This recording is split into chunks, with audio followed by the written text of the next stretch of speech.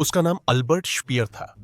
Adolf Hitler का वास्तुकार, मंत्री, विश्वास पात्र और बाद में उसके अपने ही दावे के अनुसार उसकी अंतरात्मा एक शांत स्वभाव का आदमी, साफ सुथरे सूट में, नरम आवाज के साथ, न कोई चिल्लाना, न कोई हिंसा, न ही शक्ति का कोई भद्दा प्रदर्शन। फिर भी यह आदमी मानव इतिहास की सबसे दुष्ट शासनों में से एक के केंद्र में खड़ा था। दुनिया को वह बाकी नाजी नेताओं से अलग लगता था। वह न तो कोई सैनिक था और न ही कोई चिल्लाने वाला कट्टरपंथी। इसके बजाय वह सभ्य, बुद्धिमान और शायद आकर्षक भी था। हालांकि उसका वही आकर्षण और शांत स्वभाव उसे और भी ज्यादा खतरनाक बना देता था। अल्बर्ट स्पीयर ने वह भौतिक मंच तैयार किया जिस पर हिटलर की पागलपन भरी योजनाएं सामने आईं। उसने शहरों, स्टेडियमों और स्मारकों की डिजाइन बनाई और जब हार तय हो चुकी थी तब भी जर्मनी की युद्ध मशीन को लंबे समय तक चलाए रखा। उसने गुलाम मजदूरों का इस्तेमाल किया, लोगों की पीड़ा की अनदेखी की और अंत में युद्ध के बाद आजाद घूमने में कामयाब रहा। उसने दुनिया से कहा कि उसे अफसोस है। उसने दावा किया कि उसे किए गए अत्याचारों की पूरी हकीकत का पता नहीं था। उसने कहा कि वह तो बस अपना काम कर रहा था और सालों तक कई लोग उस पर यकीन करते रहे। सालों तक उससे अच्छा नाजी कहा जाता था। हालांकि इतिहास और उपलब्ध सबूत एक बिल्कुल अलग कहानी बताएंगे। वॉर्स ऑफ द वर्ल्ड में आपका स्वागत है।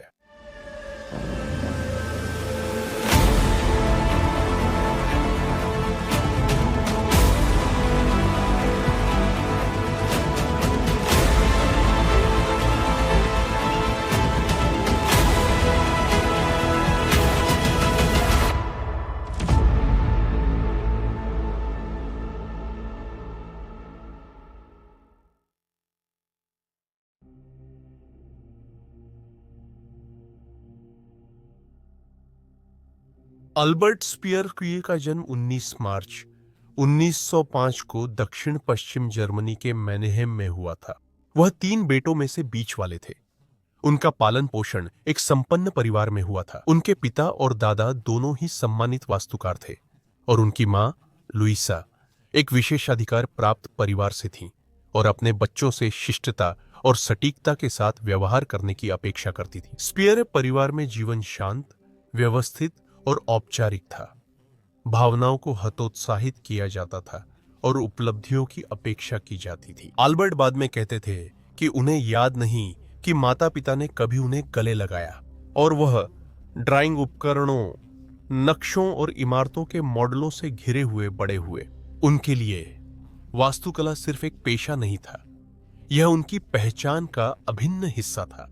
1920 के दशक तक जर्मनी प्रथम विश्व युद्ध के बाद शारीरिक और मानसिक दोनों रूप से बुरी तरह प्रभावित हो चुका था। वर्साई की संधि ने देश को अपमानित किया था, उससे उसकी जमीन, धन और गर्व छीन लिया था। मुद्रास्फीति इतनी बढ़ गई थी कि सुबह जो वेतन एक ब्रेड खरीद सकता था वही दोपहर तक ब्रेड खरीदने के लायक नहीं रहता था।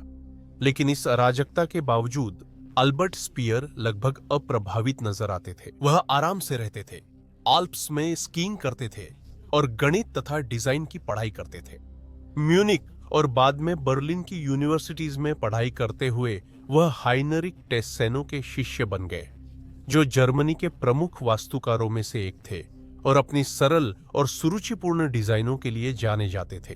टेस्सेनो सिर्फ एक शिक्षक नहीं थे, बल्कि एक मार्गदर्शक भी थे। उनका मानना था कि वास्तुकला ईमानदार होनी चाहिए, जिसमें स्पष्ट रेखाएं हों, कोई फिजूल खर्ची न हो और कोई घमंड न हो। अल्बर्ट उनकी गहराई से प्रशंसा करते थे और कुछ समय के लिए सुंदरता के उनके दृष्टिकोण को साझा करते थे, जिसे वे कुछ शुद्ध और शाश्वत मानते थे। इस समय अपने जीवन में अल्बर्ट राजनीति से दूर थे। उनकी डायरी की प्रविष्टियां केवल उनके व्याख्यानों, तकनीकी चित्रों और अपने करियर को आगे बढ़ाने को लेकर हल्की चिंता को दर्शाती थी। हालांकि जर्मनी में महत्वपूर्ण बदलाव हो रहे थे और 1920 के दशक के अंत तक बेरोजगारी बढ़ रही थी और सड़कों पर विरोध प्रदर्शन हो रहे थे। सरकार कमजोर लग रही थी और दीवारों पर एक अजीब लाल और काले प्रतीक वाले नए पोस्टर दिखाई देने लगे थे, जो यह वादा कर रहे थे कि जर्मनी फिर से उठेगा। 1930 में नाजी पार्टी अभी भी छोटी थी, जिसे कई लोग सिर्फ शोर मचाने और गुस्से वाले लोगों का एक गिरोह मानते थे। अल्बर्ट स्पीयर शुरू में उस दुनिया की ओर आकर्षित नहीं हुए थे। उन्हें राजनीति गंदी और अशिष्ट लगती थी। लेकिन दिसंबर 1930 की एक रात सब कुछ बदल गया, जब एक विश्वविद्यालय के साथी ने उन्हें national socialist German workers party की एक बैठक में आमंत्रित किया। ये थे नाजी और उनके मुख्य वक्ता अडोल्फ हिटलर। यह बैठक बर्लिन के एक भीड़भाड़ वाले बियर हॉल में हुई, जहां हिटलर ने बिना किसी नोट्स या झिझक के 2 घंटे तक भाषण दिया। उन्होंने विश्वासघात, वर्साई की संधि के अपमान, जर्मनी की खोई हुई प्रतिष्ठा और एकता व पुनर्निर्माण की आवश्यकता जैसे विषयों पर बात की। स्पीयर इस भाषण से प्रभावित हुए और बाद में उन्होंने लिखा, उद्धरण, यह पहला राजनीतिक भाषण था जिसने मुझे वास्तव में प्रभावित किया। मुझे महसूस हुआ कि मैं इसका हिस्सा हूं। उस रात वह घर की ओर एक अजीब सी हालत में चला और उसी पल उसकी जिंदगी की दिशा हमेशा के लिए बदल गई। उसने 1931 में नाजी पार्टी ज्वाइन की। उस समय उसे यह पार्टी नुकसान रहित और कुछ छात्रों के बीच फैशनेबल भी लगती थी। उसने न तो नफरत के बारे में सोचा और न ही युद्ध के बारे में, बल्कि उसने व्यवस्था, उद्देश्य और अपनेपन के बारे में सोचा। इस तरह अल्बर्ट स्पीयर के जीवन का एक महत्वपूर्ण अध्याय शुरू हुआ, जो हमेशा के लिए उसके करियर और उसकी अंतरात्मा को बदल देगा।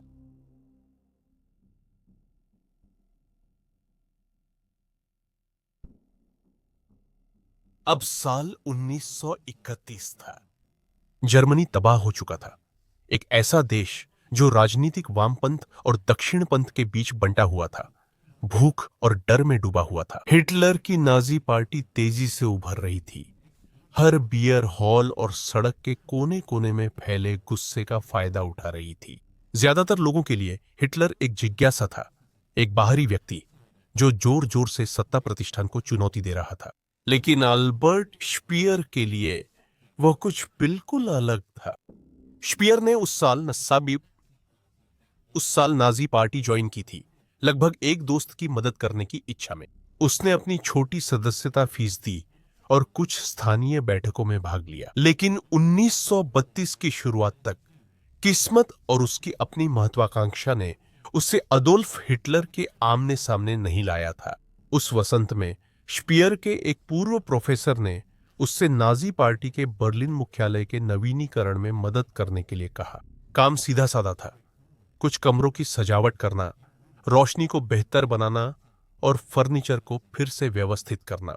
इस परियोजना की देखरेख करने वाले व्यक्ति थे कार्ल हैंकर, जो एक पार्टी आयोजक थे और जिन्होंने स्पीयर की पेशेवर योग्यता को पहचाना। काम आसानी से हो गया और कुछ ही महीनों में हैंकर ने एक बार फिर संपर्क किया। इस बार स्पीयर से एक और बड़े प्रोजेक्ट में मदद मांगी। बर्लिन में एक बड़े रैली के लिए मंच का डिजाइन, जहां खुद हिटलर भाषण देने वाले थे। स्पीयर ने यह चुनौती स्वीकार कर ली, यह जाने बिना कि यह काम उसकी जिंदगी की दिशा हमेशा के लिए बदल देगा। उस रात जब हिटलर हॉल में दाखिल हुआ और साफ सुथरी रेखाएं, समरूपता और सावधानी से लगाए गए बैनर देखे, तो वह हैंकर की ओर मुड़ा और पूछा, यह किसने डिजाइन किया है? हैंकर ने उसे बताया कि यह अल्बर्ट स्पीयर ने किया है। अगले दिन स्पीयर को भविष्य के फ्यूहरर से मिलने का निमंत्रण मिला। बाद में उन्होंने इस अनुभव को अवास्तविक बताया। वह साधारण दफ्तर में गए। हिटलर कुर्सी से उठे, स्वागत किया, मुस्कुराए और हाथ मिलाया। वहां वह गुस्सा या चिल्लाना नहीं था जो स्पीयर ने सार्वजनिक रूप से देखा था। इसके बजाय फ्यूरर शांत, जिज्ञासु और लगभग शर्मीले थे। उन्होंने वास्तुकला के बारे में बात की, प्राचीन रोम, नवशास्त्रीय डिजाइन की सुंदरता और स्मारकों के महत्व पर चर्चा की। हिटलर, जो कभी कलाकार बनना चाहते थे, जब कोई उनकी सोच समझता तो वे उत्साहित हो जाते। उन्होंने मुझसे एक कलाकार की तरह बात की। स्पीयर बाद में सोचते थे कि वह विचारों से भरे हुए थे, दृष्टि से भरे हुए थे। उस मुलाकात ने तुरंत एक जुड़ाव बना दिया और उस पल से हिटलर स्पीयर को माइन आर्किटेक्ट कहकर पुकारते थे। जिसका अर्थ है मेरा वास्तुकार। और वह इस खास संबंध को बनाए रखने के लिए उत्सुक रहते थे। स्पीयर कुछ भी करने को तैयार थे ताकि हिटलर खुश रहे।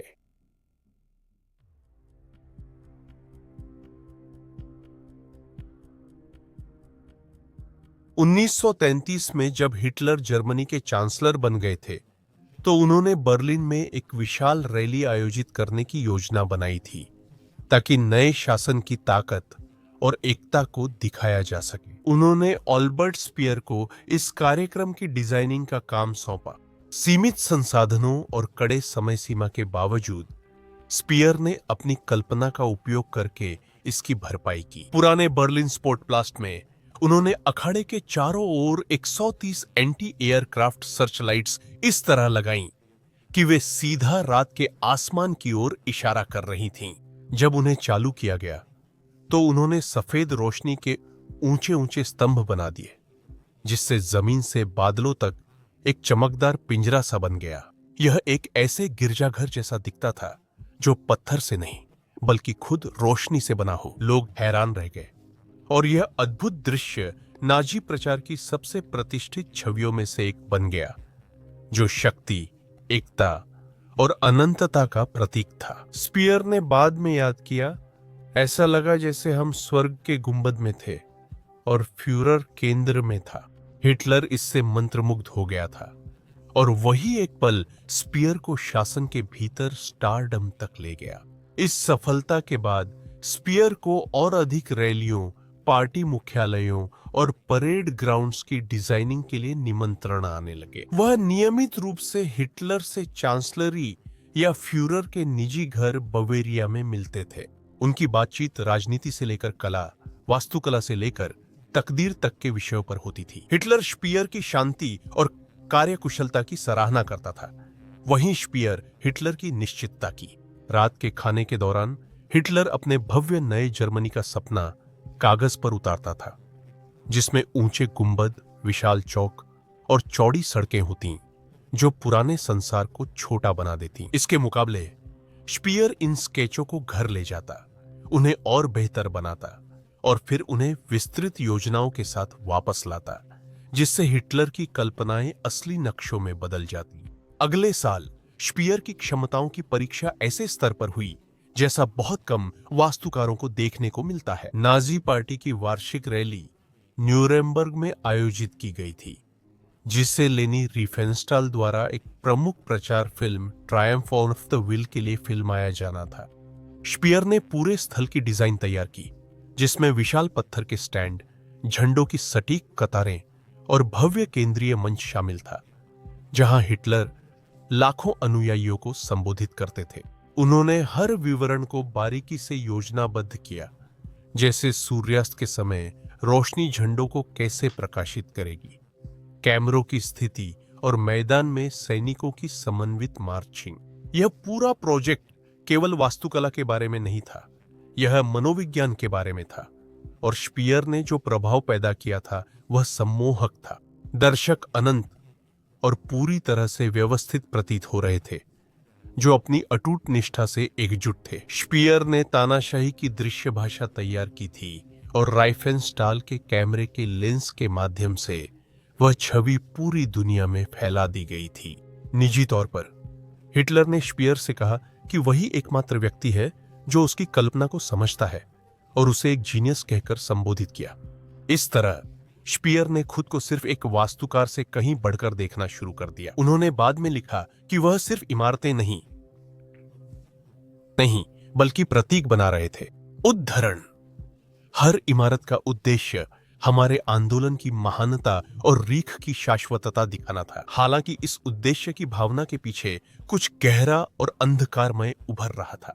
वास्तुकला की सुंदरता और पूर्णता एक धोखे का हिस्सा थी।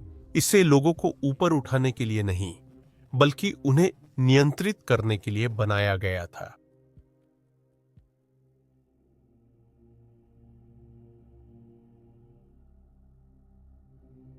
(1937) तक स्पीयर राइख के लिए जनरल बिल्डिंग इंस्पेक्टर बन चुके थे, जो नाजी जर्मनी के सबसे शक्तिशाली पदों में से एक था।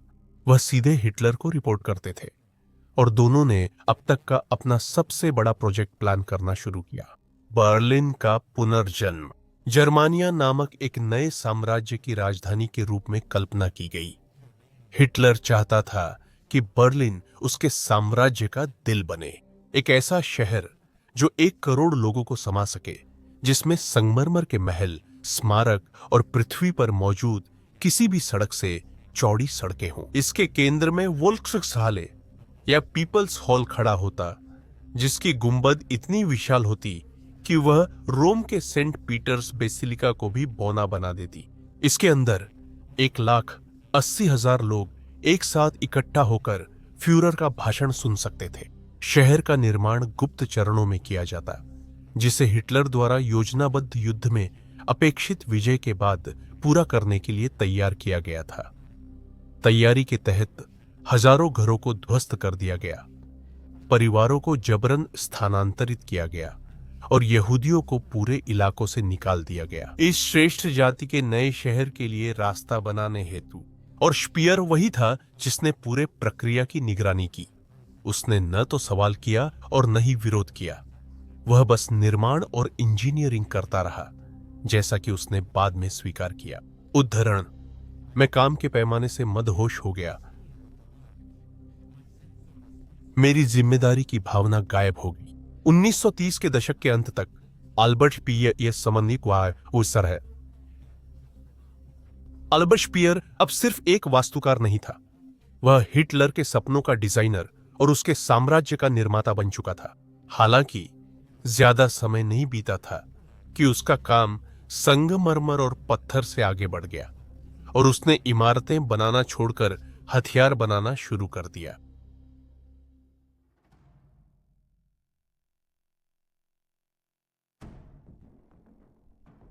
जर्मानिया का सपना रोक दिया गया था। हिटलर की सेनाओं ने पोलैंड पर आक्रमण कर दिया था और यूरोप युद्ध में था।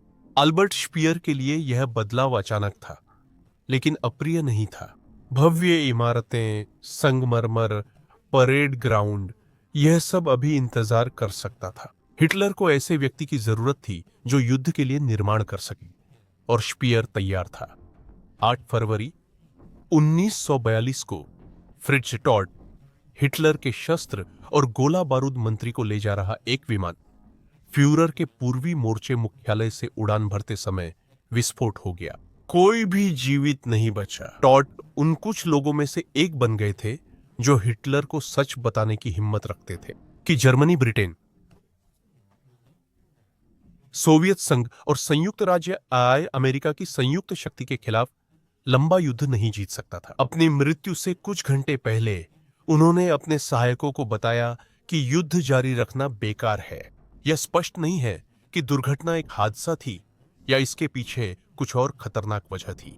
हालांकि 24 घंटे के भीतर हिटलर ने व्यक्तिगत रूप से अल्बर्ट स्पीयर को अपना उत्तराधिकारी नियुक्त कर दिया। 36 वर्षीय वास्तुकार अचानक जर्मनी की पूरी युद्ध अर्थव्यवस्था को नियंत्रित करने लगे। जिम्मेदारी संभालते ही स्पीयर ने खुद को इस काम में झोंक दिया। कारखाने आधी क्षमता पर चल रहे थे, संसाधनों की कमी थी और नौकरशाही ने उत्पादन को जकड़ रखा था।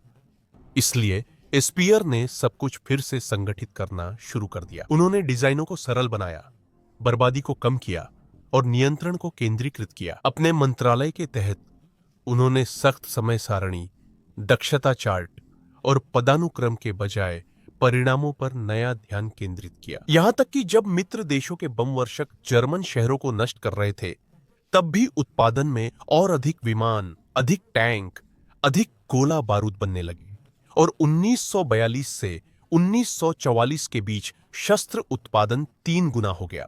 हिटलर के लिए यह एक चमत्कार था और उन्होंने स्पीयर को अपना उद्धारकर्ता कहा। दूसरों के लिए वह उस नाजी के रूप में जाना जाने लगा जो काम करवाता था। लेकिन उन आंकड़ों के पीछे एक क्रूर सच्चाई छुपी है। अपनी फैक्ट्रियों को चलाए रखने के लिए स्पीयर को मजदूरों की जरूरत थी, लाखों की संख्या में, और जब ज्यादातर जर्मन पुरुष मोर्चे पर लड़ रहे थे तो घर पर काम करने के लिए कोई नहीं बचा था। इसका हल फ्रिट्ज जोकेल से आया, जो नाजी शासन में श्रम विभाग के प्रभारी अधिकारी थे। जोकेल ने स्पीयर से वादा किया कि वह कब्जे वाले इलाकों से अनगिनत मजदूरों की आपूर्ति करेगा। पुरुष, महिलाएं और यहां तक कि बच्चे भी, जिन्हें पकड़कर मवेशियों के डिब्बों में जर्मनी भेज दिया गया था, वे पोलैंड, फ्रांस, नीदरलैंड्स और सोवियत संघ से आए थे। वे जंजीरों में बंधे हुए, डरे हुए, थके हुए और भूखे पहुंचे थे। और 1944 तक 1.2 करोड़ से अधिक विदेशी मजदूर जर्मनी में काम कर रहे थे, जिनमें से कई सीधे स्पीयर के शस्त्र कार्यक्रम के तहत काम कर रहे थे। वे कांटेदार तारों से घिरे शिविरों में रहते थे, जहां उन्हें पीटा जाता था। अगर वे धीमे हो जाते तो उन्हें खाना, आराम और दवा से वंचित कर दिया जाता था, जिससे हर महीने हजारों लोग मर जाते थे। स्पीयर का दावा है कि उसने उनकी हालत सुधारने की कोशिश की थी, लेकिन दस्तावेज और बचे हुए लोगों की गवाही एक बिल्कुल अलग कहानी बताती है। 1943 में उसके मंत्रालय ने मित्र देशों की बमबारी से उत्पादन को बचाने के लिए भूमिगत फैक्ट्रियां बनाना शुरू किया। सबसे कुख्यात में से एक है डोरा मिटलबाउ, जो हास पहाड़ों के नीचे छुपा हुआ था। यहां बुचेनवाल्ड एकाग्रता शिविर के कैदियों को हिटलर के तथाकथित प्रतिशोधी हथियार, नए वीदो रॉकेट बनाने के लिए मजबूर किया गया था। सुरंगें अंधेरी, नम और जानलेवा थी।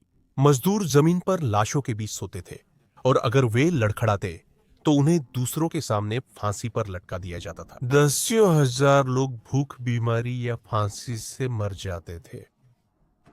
स्पीयर 1943 के अंत में डोरा का दौरा करने गए थे। उन्होंने सुरंगों में चलकर लाशें, गंदगी और मरते हुए लोगों को देखा, और इसके जवाब में उन्होंने उत्पादन लक्ष्यों को और बढ़ा दिया। बाद में न्यूरनबर्ग मुकदमों में स्पीयर ने अनभिज्ञता का दावा किया, यह कहते हुए कि उन्हें होलोकॉस्ट या शिविरों में हो रही सामूहिक हत्याओं के बारे में कुछ भी पता नहीं था। हालांकि सबूत कुछ और ही बताते हैं। वह उन बैठकों में शामिल हुए थे जहां एकाग्रता शिविर के श्रमिकों के उपयोग पर खुलकर चर्चा की गई थी। उन्हें ऐसी रिपोर्टें मिली जिनमें मानव सामग्री की कमी का उल्लेख था, जिसका मतलब था कि लोग इतनी तेजी से मर रहे थे कि उनकी जगह नए लोग नहीं आ पा रहे थे। और उन्होंने व्यक्तिगत रूप से एसएस के साथ अनुबंधों को मंजूरी दी थी, ताकि उनकी फैक्ट्रियों के लिए गुलाम मजदूरों की आपूर्ति की जा सके। इसमें कोई शक नहीं है कि उन्हें पूरी तरह से पता था कि क्या हो रहा है। उनके अपने शब्दों में, जो सालों बाद लिखे गए, स्पीयर ने स्वीकार किया, उद्धरण, अब मैं देखता हूं कि मुझे पता होना चाहिए था। मेरी गलती यह थी कि मैंने यह नहीं पूछा कि क्या हो रहा है, लेकिन यह भ्रामक है। उन्होंने पूछने में कोई चूक नहीं की थी। उन्होंने परवाह न करने का चुनाव किया। 1944 तक युद्ध का रुख बदल चुका था। मित्र देशों ने फ्रांस में लैंडिंग कर ली थी और रेड आर्मी पूर्व से आगे बढ़ रही थी। जर्मन शहर जल रहे थे। फिर भी हिटलर को अब भी विश्वास था कि जीत संभव है। स्पीयर दूसरी ओर कारखानों को चालू रखने के लिए लगातार मेहनत कर रहे थे। उन्होंने गहराई में नई उत्पादन नेटवर्क बनाई, बमबारी से नष्ट हुए संयंत्रों के पुनर्निर्माण का आदेश दिया और परिवहन व ईंधन आपूर्ति को पुनर्गठित किया। यहां तक कि जब तर्क यह कहता था कि युद्ध समाप्त हो चुका है, स्पीयर ने लड़ाई जारी रखी, बंदूकों से नहीं बल्कि क्लिपबोर्ड और डेडलाइन के साथ। बैठकों में उन्होंने अपने सहयोगियों से कहा कि उनका कर्तव्य है, उद्धरण के अनुसार, मशीन को जितना संभव हो सके जीवित रखना, और उन्होंने ऐसा ही किया। युद्ध महीनों तक खिंचता रहा, मुख्य रूप से इसलिए क्योंकि अल्बर्ट स्पीयर ने यह सुनिश्चित किया कि ऐसा हो सके। 1945 की शुरुआत में जर्मनी बिखर रहा था। रोजाना बम गिर रहे थे, रेलवे ठप्प हो गई थी और लाखों लोग बेघर हो गए थे। हिटलर एक कल्पना में चला गया था। उसे यकीन था कि ये नई अद्भुत हथियार रीख को बचा लेंगे, लेकिन स्पीयर जानता था कि सब कुछ खत्म हो चुका है। मार्च पे हिटलर ने एक आदेश जारी किया जिसे नीरो डिक्री के नाम से जाना गया, जिसमें दुश्मन के लिए उपयोगी हर चीज, पुल, फैक्ट्री, खेत और पावर स्टेशन को नष्ट करने का आदेश दिया गया था। अगर जर्मनी जीत नहीं सकता तो वह जीवित भी नहीं रहेगा। पहली बार स्पीयर झिझक गए। उन्होंने एक शहर से दूसरे शहर का दौरा किया, अधिकारियों को चुपचाप आदेश की अनदेखी करने के निर्देश दिए। उन्होंने जनरलों से मुलाकात की, उनसे तर्क की गुहार लगाई और यहां तक कि हिटलर की हत्या करने पर भी विचार किया। बाद में उन्होंने दावा किया कि यही उनका नैतिक जागरण था, जर्मनी के बचे हुए हिस्से को बचाने का उनका प्रयास था। लेकिन उनकी अवज्ञा सोची समझी थी। यह शांत था और बहुत देर से आया। लाखों लोग पहले ही मर चुके थे। अप्रैल 1945 तक हिटलर का साम्राज्य बर्लिन के कुछ शहर ब्लॉकों तक सिमट गया था। फ्यूरर के बंकर में हिटलर और स्पीयर के बीच कभी गहरी रही दोस्ती आखिरकार टूट गई थी। स्पीयर ने स्वीकार किया कि उन्होंने फ्यूरर के विनाश के आदेशों का पालन नहीं किया था। हिटलर चुपचाप सुनते रहे और बस इतना कहा, अगर ये सच है तो तुमने मुझे धोखा दिया है। वे फिर कभी नहीं मिले। 8 मई को जर्मनी ने आत्मसमर्पण कर दिया। युद्ध समाप्त हो गया और हिटलर मर चुका था। उसने जो राइख बनाया था वह मलबे में बदल चुका था। अल्बर्ट स्पीयर, वह आदमी जिसने कभी एक ऐसी दुनिया बनाने का वादा किया था जो 1000 साल तक चलेगी, राख से बाहर निकला और सहयोगी देशों के सामने आत्मसमर्पण कर दिया। हालांकि उसे गोली मारने वाली टुकड़ी का सामना नहीं करना पड़ा, बल्कि उसे अदालत का सामना करना पड़ा।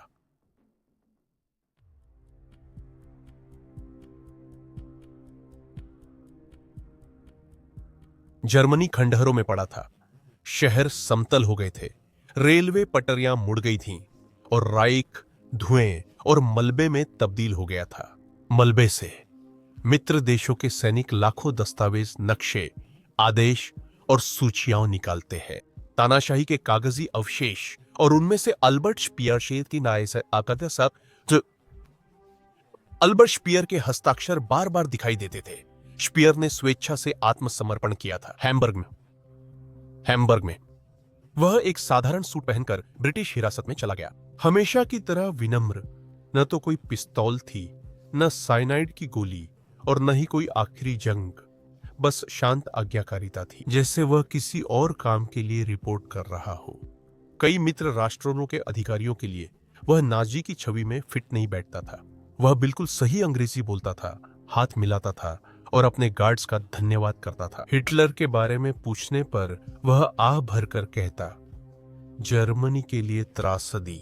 यह प्रदर्शन नवंबर 1945 में शुरू हुआ था। अंतरराष्ट्रीय सैन्य न्यायाधिकरण न्यूरेमबर्ग में शुरू हुआ था। वही शहर जहां कभी स्पेयर की सर्चलाइट्स चमका करती थी। आसमान में गिरजाघर। तीसरे राइख के 22 जीवित बचे नेता कटघरे में बैठे थे। गोयरिंग, हेस, रिबेंट्रॉप, केटल और स्पेयर। रिपोर्टर गैलरी में भीड़ लगाए हुए हैं और कैमरे चल रहे हैं, क्योंकि दुनिया जवाब मांग रही थी। जहां दूसरे लोग चिल्ला सकते थे या इनकार कर सकते थे, स्पेयर का व्यवहार अलग था। वह सीधे बैठे, ध्यान से सुनते और शांत सटीकता के साथ बोलते थे। उन्होंने शासन के लिए नैतिक जिम्मेदारी स्वीकार की और अपनी शर्मिंदगी की भावना व्यक्त की।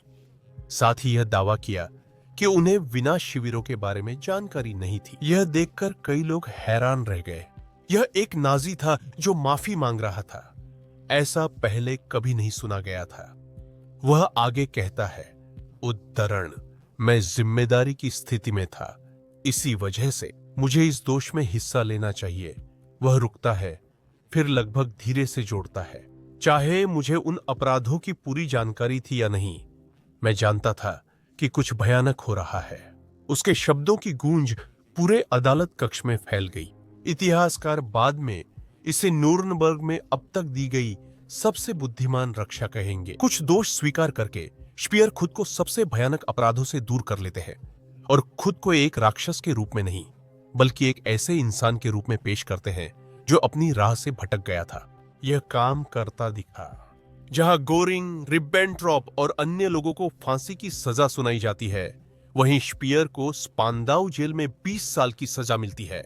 जज उसे एक शिक्षित व्यक्ति के रूप में वर्णित करते हैं, जो सजा मिलने के बाद भी बेहतर जान सकता था। वह हल्का सा झुकता है, अदालत का धन्यवाद करता है और उसे ले जाया जाता है, जबकि दुनिया उसे तानाशाही का निर्माता नहीं, बल्कि उसके पश्चातापी जीवित बचे व्यक्ति के रूप में देखने लगती है।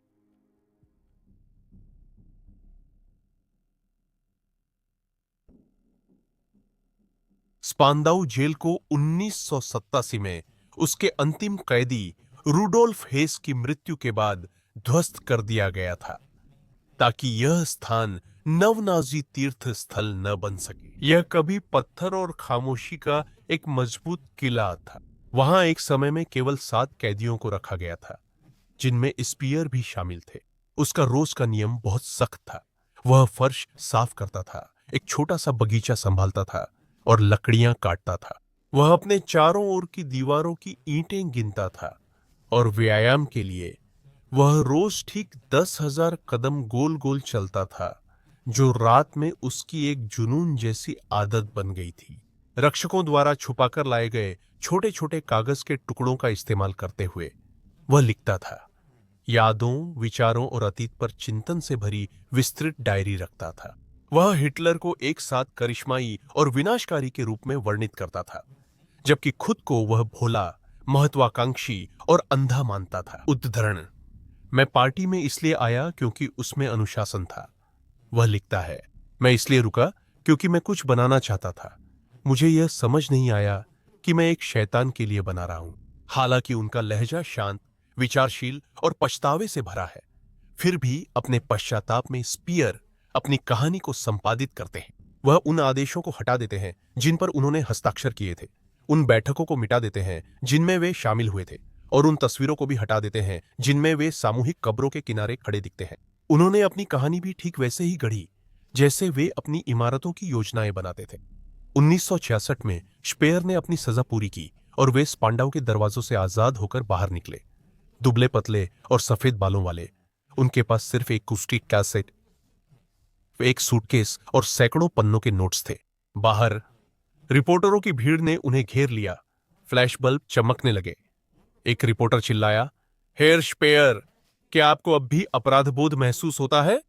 फिर वे धीरे से जवाब देते हैं, कोई कैसे महसूस नहीं कर सकता। रातों रात वे एक सनसनी बन गए।